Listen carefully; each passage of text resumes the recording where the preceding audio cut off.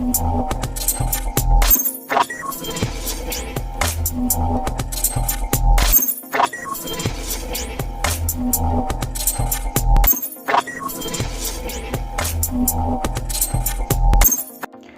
Companies अपने अपने खेल दिखा रहा है, तो मोटोरोला भी कम है क्या किसी से?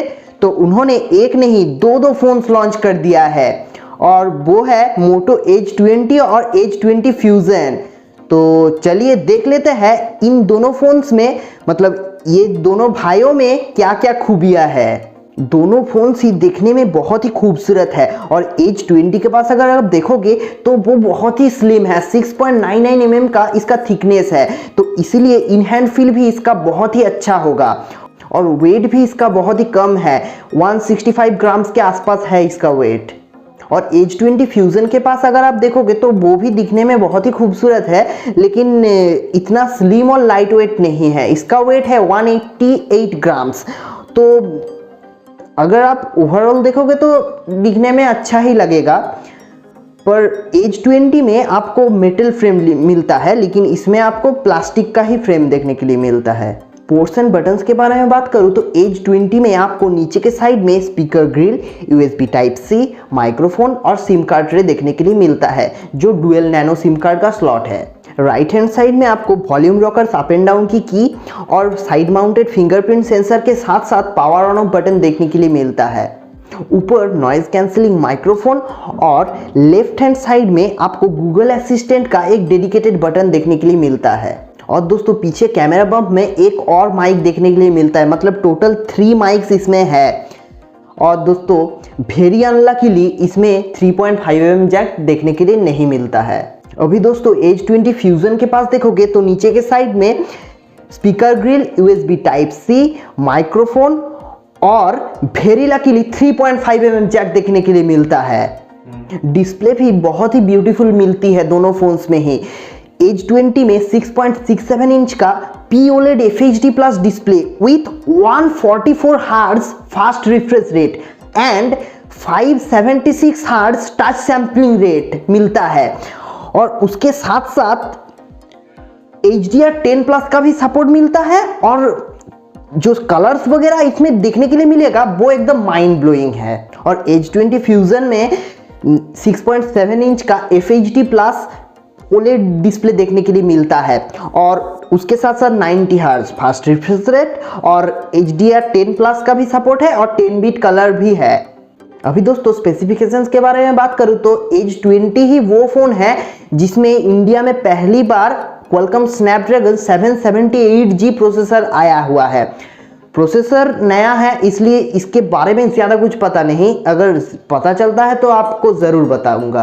पर दोस्तों एक चीज़ ज़रूर बता सकता हूँ कि ये जो प्रोसेसर है वो 6 nm बेस्ड है, तो इसका मतलब बहुत ही पावर एफिशिएंट प्रोसेसर ये है। और फ्यूजन के बारे में बात करूँ तो इसमें आपको डायमेंसिटी 800U देखने के लिए मिलता है, जो एक बहुत ही अच्छी चिपसेट है। रैम और स्टोरेज के बारे में बात करूँ तो एज 20 में आपको एक ही वेरिएंट देखने के लिए मिलता है, 8GB रैम और 128GB स्टोरेज। पर एज 20 फ्यूजन के बारे में बात करूँ तो इसमें आपको 2 वेरिएंट देखने के लिए मिलता है, एक है 6GB रैम 128GB स्टोरेज और एक है 8GB RAM 128GB storage. RAM और स्टोरेज टाइप के बारे में बात करूँ तो दोनों में ही LPDDR4X रैम देखने के लिए मिलता है, लेकिन स्टोरेज दोनों में अलग है। एज 20 में आपको UFS 3.1 स्टोरेज देखने के लिए मिलता है, वैसे ही दूसरी तरफ एज 20 फ्यूजन में UFS 2.2 स्टोरेज देखने के लिए मिलता है। बैटरी के बारे में बात करूँ तो जैसा कि मैंने पहले ही बताया एज 20 बहुत ही हल्का फ़ोन है, तो एज एक्सपेक्टेड इसमें बैटरी थोड़ी छोटी मिलती है 4000 mAh का, पर चार्जिंग आपको थोड़ा फास्ट मिलता है 30 वाट का, जो आपके फ़ोन को जल्दी चार्ज कर देगा। पर फ्यूजन में आपको 5000 mAh का बैटरी देखने के लिए मिलता है with 30 watt fast charging. Performance के बारे में बात करूँ तो दोनों में ही आपको अच्छी चिपसेट और अच्छी रिफ्रेश रेट का डिस्प्ले मिलता है, तो गेमिंग के साथ साथ day to day life usage में भी आपका एकदम स्मूथ मक्खन की तरह चलेगा। OS के बारे में बात करूँ तो दोनों में ही MyUX देखने के लिए मिलता है, जो एकदम स्टॉक एंड्रॉयड एक्सपीरियंस आपको देगा, लेकिन बहुत सारे कस्टमाइजेशन जो है वो आप इसमें कर पाओगे, और इसमें ब्लोटवेयर्स वगैरह और प्री इंस्टॉल्ड ऐप्स वगैरह बहुत ही कम देखने के लिए मिलता है।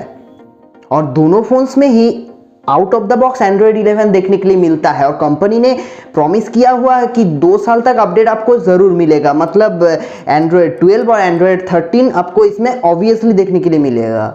कुछ एक्स्ट्रा और अच्छे फीचर्स के बारे में बात कर लेते हैं, जैसे कि इसमें भी रैम बूस्ट मोड देखने के लिए मिलता है, जिसमें आप 2 GB तक वर्चुअल रैम एक्स्ट्रा यूज़ कर पाओगे। और रेडी फॉर करके एक फीचर आता है, जिससे इसका जो डेस्कटॉप मोड है फ़ोन का, वो आप लैपटॉप और डेस्कटॉप में कनेक्ट करके यूज़ कर पाओगे। पावर टच करके भी एक फीचर आता है, जिसमें जो फ्रिक्वेंटली यूज्ड ऐप्स है आपका, वो उस विंडोज़ पर रहेगा, जिससे आप उसको इंस्टेंटली यूज़ कर पाओगे। और जैसा कि आप सभी लोगों को पता ही है, सिक्योरिटी के मामले में भी मोटोरोला बहुत ही आगे है। इसके लिए उन्होंने थिंक सील करके एक फीचर दिया है, जो आपके ऐप्स के डेटा को एक एक्स्ट्रा लेयर ऑफ सिक्योरिटी देता है। दोस्तों, कैमरास भी इस फ़ोन का एक मेन हाईलाइट है। दोनों फ़ोन्स में ही आपको मेन जो सेंसर है वो 108 मेगापिक्सल का देखने के लिए मिलता है। और एज 20 में आपको 16 मेगापिक्सल का अल्ट्रा वाइड और 8 मेगापिक्सल का टेलीफोटो सेंसर देखने के लिए मिलता है, जो 3x ऑप्टिकल जूम देता है आपको। और फ्यूजन में जो सेकेंडरी सेंसर है वो है 8 मेगापिक्सल का अल्ट्रा वाइड और 2 मेगापिक्सल का एक डेप्थ सेंसर भी उसके साथ देखने के लिए मिलता है। दोनों में ही आपको 32 मेगापिक्सल का सेल्फी सेंसर देखने के लिए मिलता है।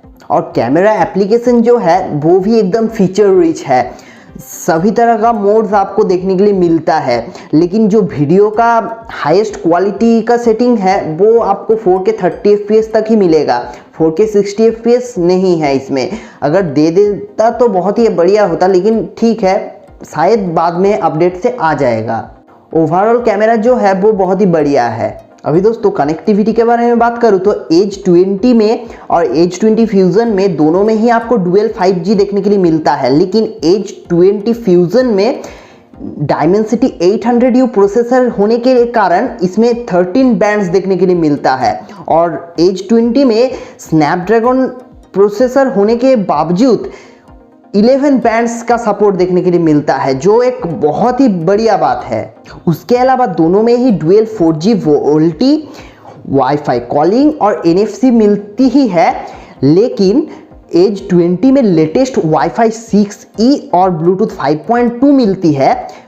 वैसे ही दूसरी तरफ एज 20 फ्यूजन में डुअल बैंड वाईफाई, मतलब जो वाईफाई 5 होता है वो, और ब्लूटूथ 5.0 देखने के लिए मिलता है। और दोनों ही फोन्स में एक चीज़ बहुत ही बढ़िया है, IP52 सर्टिफिकेशन, जिससे अगर आपका थोड़ा बहुत पानी का छींटे वगैरह लग जाएगा तो फ़ोन को कोई भी प्रॉब्लम नहीं होगा। सभी तरह के सेंसर्स दोनों ही फोन्स में आता है। और सिक्योरिटी के लिए दोनों में ही साइड माउंटेड फिंगरप्रिंट सेंसर और फेस अनलॉक देखने के लिए मिलता है। और कुछ फीचर्स के बारे में बात करूँ तो दोनों में ही FM रेडियो नहीं है, लेकिन एज 20 में जैसे नोटिफिकेशन लाइट नहीं मिलता है एज 20 फ्यूजन में, लेकिन नोटिफिकेशन लाइट है, पर इंटरेस्टिंगली वो तभी दिखता है जब फोन पावर ऑफ हो। दोनों फोन्स में ही आपको वाइड वाइन L1 का सपोर्ट देखने के लिए मिलता है, जिससे जो सारे OTT प्लेटफॉर्म्स है जैसे नेटफ्लिक्स, Amazon प्राइम वगैरह, वो सब ही आप HD पर स्ट्रीम कर पाओगे। और उसके साथ साथ दोनों में ही कैमरा टू API का सपोर्ट देखने के लिए मिलता है, जिससे जो गूगल कैम का पोर्ट है वो आप इसमें यूज़ कर पाओगे। और दोनों में ही SAR value with in limits है। मल्टीमीडिया के बारे में बात करूँ तो वो इस दोनों फोन्स में ही आपका बहुत ही अच्छा होगा, क्योंकि इतना अच्छा जो स्क्रीन है उसमें आपको कलर्स और व्यूइंग एंगल्स वगैरह बहुत ही अच्छा दिखेगा, इसलिए आपका एक्सपीरियंस बहुत ही अच्छा होगा। पर साउंड के लिए मोनो स्पीकर्स है, अगर स्टीरियो होता तो और भी अच्छा होता, लेकिन जो स्पीकर्स है वो लाउड है, आपका एक्सपीरियंस में कोई भी प्रॉब्लम नहीं होगा।